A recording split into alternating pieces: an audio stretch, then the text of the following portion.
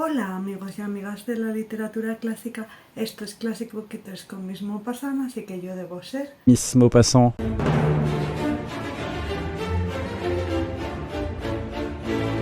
En el capítulo de hoy volvemos a las andadas, volvemos a descubriendo clásicos rusos del siglo XIX y vamos a deshacer el trabajo del tiempo porque vamos a desenterrar autores rusos que fueron relegados al olvido. Que esta ya es la cuarta parte de esta serie de vídeos y como siempre os traigo tres obras que os habréis olvidado porque hace mucho que no hago en específico este tipo de vídeos, pero normalmente traía las obras de mejor calidad a peor calidad. En este caso las he ido escribiendo según me las iba leyendo, por lo que la única novela que de verdad merece un poquito la pena si sois fan del género está entre medias. ¿Podía haber ordenado el guión? Sí. ¿Podía haberlo revisado a ver si estaba bien? También. Me ha dado un poquito igual porque vais a estar todos de vacaciones y no va a haber esto ni mi difunta madre. Pues sobre todo era esa la cuestión. Así que vamos a empezar con la primera novela, que es La princesa Tarakanova de Danielewski. Lo de las monarquías es una cosa muy rara porque pertenecer a una monarquía se determina según de qué vagina sales, y en las épocas en las que no había ADN podría venir alguien y decir que también había salido de una vagina con monóculo y chistera, que es la clase que te permite pertenecer a la monarquía. Pues de esto va esta novela histórica que nos presentó Danielewski en 1883 sobre la supuesta hija de la reina Isabel de Rusia. Es que aquí justamente, ¿ves lo que pasa cuando no revisas el guión? Había puesto la supuesta hija de 1883. Yo creo que si en 1883 hubiese tenido una hija sería 1884, lógicamente. Mira, esta novela aparece una trama de la serie de The Great. Por si alguien es fan de la serie, quizá esta novela os pueda interesar, que además concuerda con lo visto esta última temporada, que más o menos hubiesen podido incluir la trama en esta última temporada, por eso os lo digo, y que en vez de lo que pasa en la novela os voy a comentar el suceso real, pues está documentado. El que mejor documentado tiene esta historia es la página Mujeres en el Arte, y pues lo que os voy a leer lo he sacado de esta página, ¿vale? Cuando una extraña y misteriosa mujer venida de la lejana Persia se presentó en la alta sociedad de París con el nombre de princesa Vladimir, nadie podía pensar que lo hacía con intención de derrocar a una de las monarcas más poderosas de la Europa ilustrada. Su única fuente y prueba de los reales orígenes era un supuesto testamento de la zarina Isabel I, al parecer su madre, que contradecía sus últimas voluntades oficiales. Según este testamento, la princesa Vladimir era en realidad Isabel Alexeyevna, hija de la difunta zarina y de un cosaco ruso, el conde Razumovsky, con el que se habría casado en secreto. Todo induce a creer que la llamada princesa Tarakanova fue el fruto de aquella aventura de la voluble soberana. Es una cita. Si el testamento que defendía a la princesa Tarakanova era verdadero, entraba en frontal contradicción con la voluntad oficial de Isabel I, quien, soltera y sin hijos, había dejado el trono a su sobrino Pedro III, quien más tarde se casaría con Catalina Alexeyevna, Catalina II.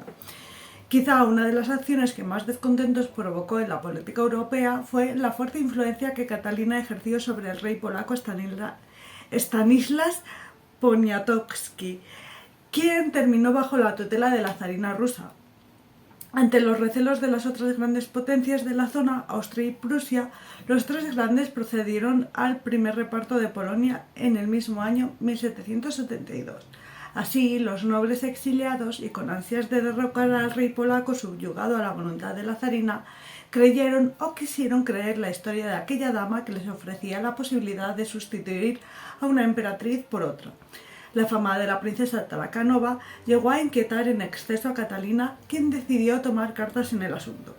El conde Alexei Orlov fue el encargado de atraer a la princesa a Rusia y ponerla en manos de la voluntad de Catalina.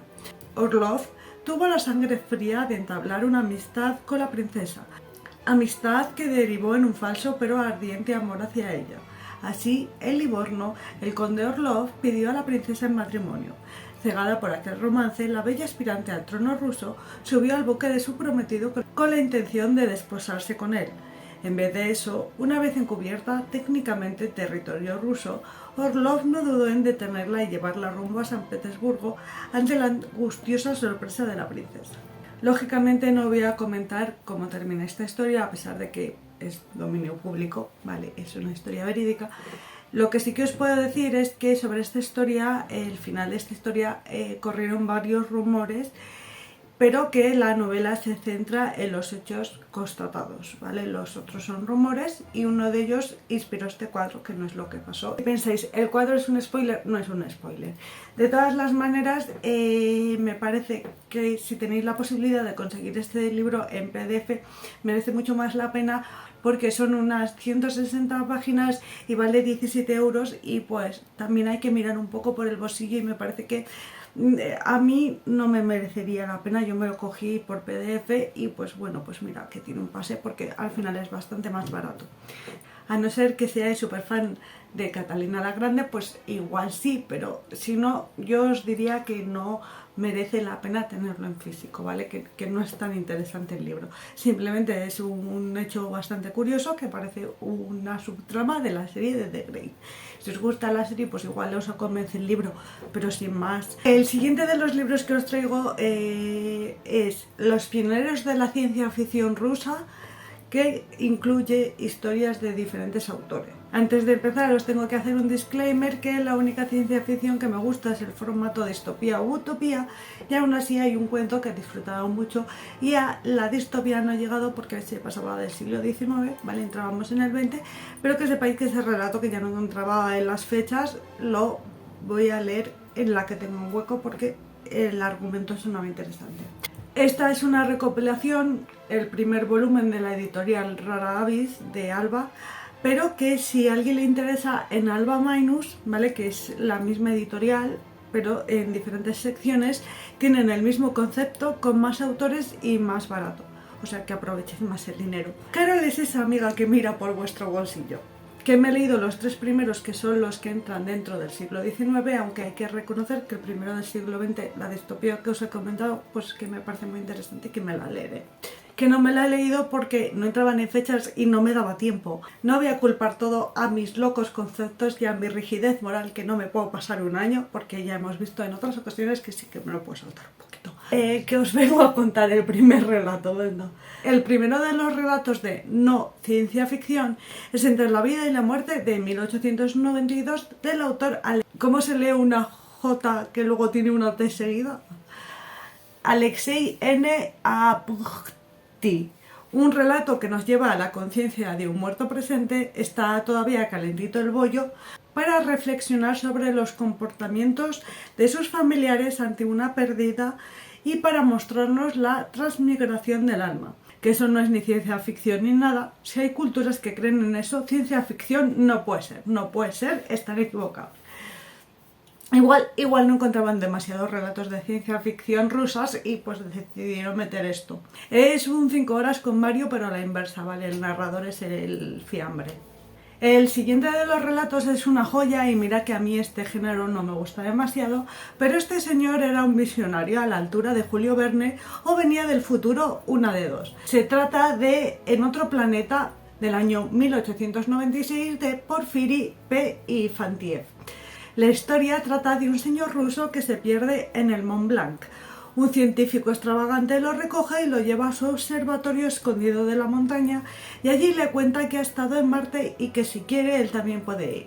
Adelantándose a Avatar, un terrestre tiene la capacidad de despertarse en un cuerpo de un marciano, mientras el marciano se despierta en el cuerpo del terrestre, siempre y cuando los dos estén de acuerdo. Y pues allí que se va el prota sin saber nada de Marte. Total, no es como si fuera otro planeta completamente diferente, ¿verdad? ¿Verdad? En fin, la aventura es lo primero. ¿Os acordáis del programa de medio reality de tele, que dos madres cambiaban de familia? Pues así, pero sin cambiar de cuerpo. Esta licencia le permite a Ifantiev imaginar una sociedad mucho más avanzada, en la que todos trabajan en la ciencia, y por eso están 1000 años adelantados a nosotros, y que se ve que no comen, porque no se habla de agricultores, simplemente que los aperos de cultivo son movidos con energía. Que yo al principio pensé que los marcianos no tenían que trabajar y que por eso estaban tecnológicamente súper avanzados, porque podían dedicar todo el tiempo a estos avances científicos. Luego descubrí que la mayoría trabajan en ciencia, que por eso están tan avanzados. pero no aparecen realmente más que algunos otros trabajos y pues no me ha quedado muy claro si tienen que trabajar o no, porque si los marcianos no tienen que trabajar ves claramente cuál es la crítica, ¿vale? Pero he visto, voy a mencionar luego un trabajo que es que es un poco menos colorido. Esa crítica que me había dado a mí al principio pues era muy real, estaba muy ahí, luego pues se ha diluido un poquito. Pero que los marcianos tienen todas las necesidades resueltas, pueden ir al supermercado y coger lo que quieran, ¿vale? Que no necesitan dinero. Pues igual les pagan con esto de salario emocional, aquí sí, con sonrisas y con abrazos y con qué bien lo has hecho, pues aquí sí que les pueden pagar así. Te quiero decir, en tu trabajo no lo aceptes, ¿vale? En tu trabajo dinero. Que Ifáñez en esta novela se adelanta 100 años a un montón de tecnología de la que disfrutamos hoy en día. La tele, YouTube, incluso los audiolibros, los hologramas o la criogenización aparecen en la novela. Además, se adelanta a la desertificación del planeta en el que se crean lagos y ríos artificiales. La verdad es que no me ha quedado claro de dónde sacan el agua, pero ahí está. Y estos lagos y ríos crean a su vez energía a través de dinamos, adelantándose así a las energías verdes. En serio, que este señor tuvo un viaje lúcido o tomó algún tipo de anfetas o algo y vino a nuestro presente, es que me parece hasta lógico, ¿vale? Una sociedad que nos llevaba antes del cambio del siglo XX 1000 años por delante, pero que no había superado las trabas del sexismo, porque bueno, mira, el señor tenía muchísima imaginación, pero no tanto, y pues en Marte también las mujeres maduran antes y abandonan antes los estudios. Supongo que en Marte también las niñas están supeditadas a la ayuda a las labores del hogar y por eso están obligadas a madurar antes y hay trabajos femeninos y masculinos que no se pueden intercambiar. Por ejemplo, van a un orfanato y todas son trabajadoras porque cuidados. A esto venía lo de los trabajos que, a ver, trabajar en un orfanato no es dedicarse a la ciencia, no es un trabajo de lo mental, te quiero decir. Entonces, no, el concepto de trabajo en esta sociedad a mí, claro, no me ha quedado. Que pese a esto último, o a favor, yo que sé, preferiría que no me viesen rancios, pero no es mi decisión al fin y al cabo. Es una historia de lo más ingeniosa que nos va a dejar indiferentes. Como curiosidad os voy a contar que debido a que la imagen que tenemos de los marcianos está diseñada por Hollywood, pues que este señor se tiene que inventar completamente cómo lucen los marcianos y resulta de lo más loki, ¿vale? Que empieza a mezclar cosas así y pues le sale una amalgama de lo más extraña de cositas. Y el último de los relatos del siglo XIX es de Valery Y. Brusov con La montaña de la estrella del año 1899. Un relato más de aventuras al estilo de las minas del rey Salomón, por ejemplo, en la que un joven en un desierto de África, sin especificar, ¿vale? Porque sabemos todo el mundo que África tiene un montón de desiertos, ¿vale? Y un montón de países súper diferentes. La señora era ruso de antes del cambio de siglo y pues los conocimientos estaban ahí un poquito flojitos. Y el interés también cuenta porque, te quiero decir, tú leías África y decías, ah, vale, sí, te daba igual el país, te daba igual el país, te quiero decir, hay que mirar los dos lados siempre. Bueno, pues que este chico está en un desierto de África sin especificar, se encuentra un moribundo que le dice que hay una civilización cerca que se supone que viene de Marte, que es un secreto que se lo guarda a él y pues que se va a morir, que por favor que lo vaya a investigar y pues este señor dice, venga, vale, sí. Y pues allí que se va, a pesar de que el pueblo que tiene que cruzar para llegar a la montaña de la estrella en la que se supone que viven los marcianos, le dicen a todo el mundo que no vaya, que ni se le ocurra, que nadie vuelve. Este chaval, yo tiro para adelante y nada más llegar lo cogen como esclavo. Y los del pueblo, te lo avisamos, mira que te lo avisamos, ahora te quedas ahí. Es una historia super lo único sci-fi que tiene es que los reyes de ese poblado presuntamente vienen de Marte y que son todos más blancos que los demás, los que son los esclavos. Porque en Marte es muy conocido el racismo y si no tiran a blanco, pues no reinan. Que la princesa es más blanca que yo, que además me da la sensación, yo creo que es por el foco, que estoy un poco morena, que no es verdad, porque a mí el sol no me gusta. Y el rey tiene una complexión de norteafricano, que son más claros que yendo ya más para el fondo. Y que el último de los libros que os traigo hoy es una novela corta de la condesa de Segur, El buen diablillo. Que esta autora se llamaba originalmente Sofía Fyodorovna Rostop, china, más conocida como la condesa de Segur, francesa de origen ruso. Es conocida principalmente por su obra Les Malheurs de Sophie, Las desventuras de Sophie, y que os la he traído porque lo que llamamos de descubriendo clásicos rusos del siglo XIX, que llevábamos 3 episodios por 3 autores, en cada episodio total 9 autores, y aquello era un campo de nabos. Entonces, a pesar de que esta señora se hizo famosa en Francia, que llevaba nombre francés, al ser de origen ruso, pues me he permitido la licencia de traerosla hoy. Que os voy a contar un poquito de la biografía de la autora porque es curiosísima. Era hija del conde y ministro de Relaciones Exteriores del zar Pablo I de Rusia, el conde Rostopchín, cuya familia era originaria de Mongolia. En 1812 su padre era gobernador de Moscú durante la invasión del país por la Grande Armée al mando de Napoleón I de Francia. Aunque los datos acerca del comienzo del gran incendio de Moscú están muy disputados, se ha dicho que el padre de Sophie, Rostopchín, organizó hasta cierto punto este incendio, a pesar de la oposición de los grandes propietarios de terrenos y casas en la ciudad, que obligó a Napoleón a emprender una desastrosa retirada. Paradójicamente, más tarde su familia tuvo que exiliarse ya que cayó en desgracia ante el zar Alejandro I, sucesor de Pablo I. Estuvieron en el Ducado de Varsovia, parte de Prusia, en la Alemania de aquel entonces, en Italia, para terminar en Francia en 1817. Ya en París se convirtió al catolicismo y en el año 1819 contrajo matrimonio con el conde Eugène de Segur, con quien tuvo 8 hijos. Y que este librito es súper difícil de encontrar, que si alguien quiere lo tengo yo en PDF, podéis dejarme vuestro correo en comentarios o escribirme por Twitter o Telegram. La condesa de Segur era una señora que, según lo poco que he podido leer en Wikipedia, se dedicaba sobre todo a la literatura infantil. En este caso, la razón de que esta señora no haya sobrevivido en el tiempo no se trata de que sea una mujer y que esto sea todo misoginia, es porque escribe unos relatos con unos mensajes, vamos a llamarlo al menos preocupantes. La historia se centra en Carlos, un joven huérfano que vive con su malvada y avara tía y la criada de esta, Betty, que da alas a las perrerías del niño. Carlos es una mezcla entre Daniel el Travieso y el hijo de Belcebú, que no hace más que gastarle perrerías a su tía porque ésta le trata fatal, que incluso llega a abuso infantil, ¿vale? A pegarle. Yo no quito nada aquí.